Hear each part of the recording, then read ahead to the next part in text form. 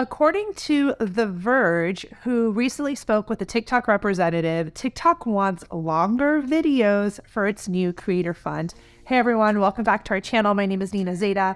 I'm the co-founder of Sidewalker Daily. We help creators and influencers do all the business side, right? Work with brands, make money online, all that good stuff. And one of the big things are these big creator funds, right? Like a lot of the creators in my community, they like to join these programs, these funds, because they're directly from the platforms themselves, and it's a good way to monetize. What's interesting in terms of news and updates is that TikTok is basically shaking it up and doing it differently. So I'm sure you guys remember originally TikTok had like a standard creator fund. I believe it was $1 billion over a 3-year time commitment. But what ended up happening was that creators were getting upset because basically when you have a fund, it just taps out. Obviously, that's one thing. And secondly, like they were getting paid really low payouts for lots of views. So there was like some sentiment across creators that this fund was not doing what they wanted it, right?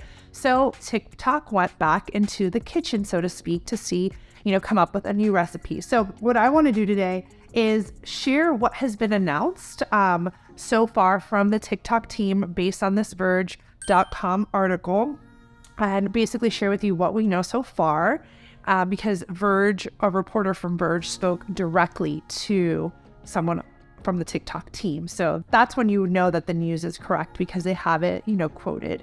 So let's go ahead and get started. So the first big piece of information we know about TikTok's new creativity program is that longer videos are a requirement. So back before, when they had their other fund, you didn't have to post, you didn't have a time requirement. Now they want videos that are 1 minute and more. So what does this tell us? What does this tell us, right? From an algorithm perspective, from just like an overall strategy, TikTok is trying to push longer videos. And then that gets my brain thinking they're trying to maybe compete with YouTube in some way. Like, I don't know. Why is long form now making a comeback after short form was the thing for so long, right? So that's where my head's at. We learned that the program, and obviously, guys, I have my phone up because it's just way easier to see the report. I'm not like going to memorize it.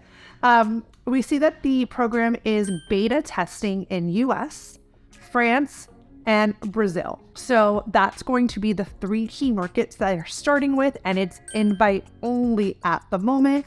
But of course, like all these invite only, they're testing, they're working out the kinks, and the goal here is to be eligible to all users in the future. You will have to be 18 and over.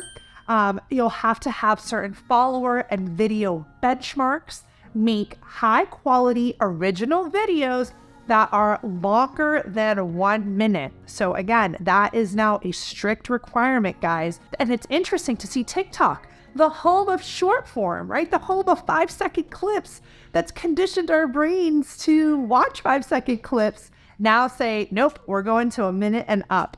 So this is really interesting. And also it looks like it's prioritizing things like live streams as well, because that allows you to spend lots of time on the platform. So the article also kind of doesn't go into detail because TikTok isn't telling us like how much money is going into this program. They did say that the payments were not coming from an ad revenue sharing. So it's not going to be like YouTube where we split the ads with the advertiser, right? We split the revenue with the advertiser. It's saying it's not that.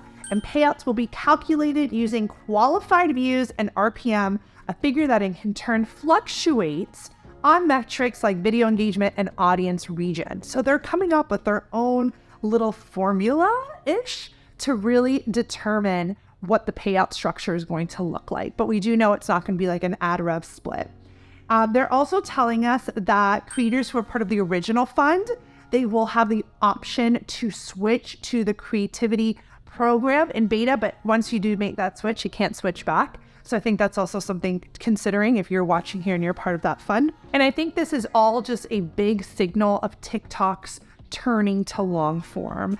We're seeing this with more, I'm not sure if you guys saw like that upcoming trivia that they had on the platform. They're expanding new different monetization tools for longer form, for live streams, for shopping on these videos as well. And just taking a look at this article directly from the TikTok website, everything that we've covered so far. But what's interesting is that creators will have access to an updated dashboard to view video eligibility, estimated revenue, and video performance metrics and analytics. So what I think is really interesting there is that it's telling us that now creators are going to be able to take a deeper look at their analytics, which you guys know me, someone who always wants creators partnering with brands and brand partnerships, because I think that's where the real money is. This is really good access to data that will, I think, be also helpful when you do pitch to your brand partners. TikTok also lets us know that this is just like one of the ways that they're looking to help monetize or help creators monetize, right? So it's kind of like a suite of their solutions, and they see this as one of the remedies. They also say live subscriptions, which when you go to the live subscriptions page on TikTok, you're going to see that they also are now having a monthly subscription on TikTok for people to show their appreciation to their favorite creators. So again, invite only will be rolling out globally. So live subscriptions is another monetization tool that we're learning about. There's also TikTok Pulse, and this is more catered for brands. It lets advertisers place their brand next to top content in the For You feed. So TikTok Pulse is really a little bit more focused for the brand side. But again, we're seeing just like changes happening, which is always a signal of growth in the creator economy. So the big question, which I have for you guys is, what do you guys think about this new program? Are you planning on joining it? Do you guys believe in these sort of creator funds? Are you interested to learn more about the TikTok creativity program? And if you got invited, would you sign up, right? I think what's really interesting in general is just like all these signals of where the industry is going and how no one is too late. You can get started. There's no saturation of the market, right? We're seeing that they want creators to unlock more exciting real world programs, an opportunity. We want monetization tools, right? And they really just created this based on the feedback of the creators, which is why your voice is important. So if a program isn't working, use your voice. It seems like these big social media platforms are willing to make the changes if you're willing to speak up. Anyways, guys, hope you enjoyed today's video. Let me know what you think, and I'll see you in the next one.